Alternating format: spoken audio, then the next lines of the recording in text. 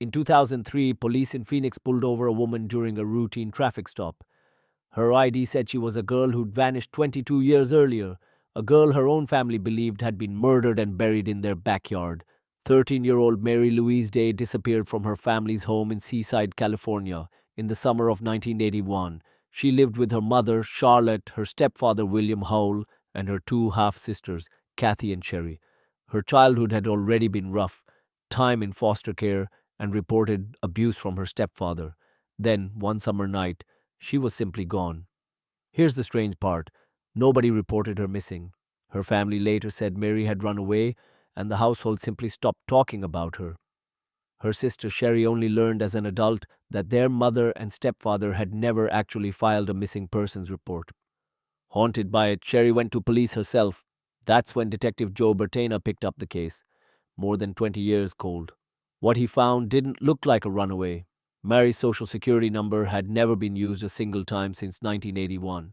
No school enrollment, no job, no ID ever issued under her name. Meanwhile, checks tied to her late father's benefits kept getting cashed after she vanished.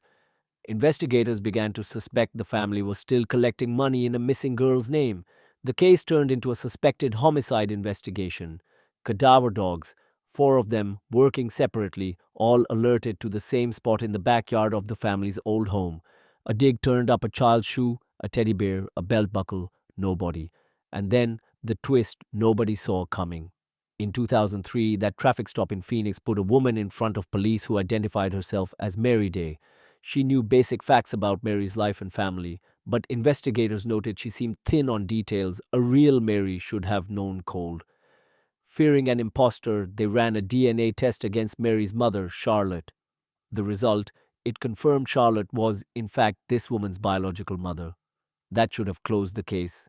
Instead, it split the family in half. One detective on the investigation, Mark Clark, never bought it. His theory was that Charlotte had another daughter, born in secret, and the family used her to impersonate Mary. Why? There was an inheritance tied to Mary's name, worth roughly $60,000 with accrued interest by then, and Clark believed the Phoenix Mary scheme existed to collect it. No one was ever charged. The DNA test technically confirmed a mother-daughter match, but it couldn't prove which daughter she actually was, especially if Charlotte had more than one. William and Charlotte Houle never gave police or reporters an on-record explanation. The backyard dig never produced remains. To this day, no one has been arrested, and the case sits in the strange gray zone between solved and still missing. So which is true? Did Mary Day survive and come home 22 years later? Or is the woman living under her name a stranger who was handed her identity, while the real Mary never left that backyard at all? Even her own sisters don't agree.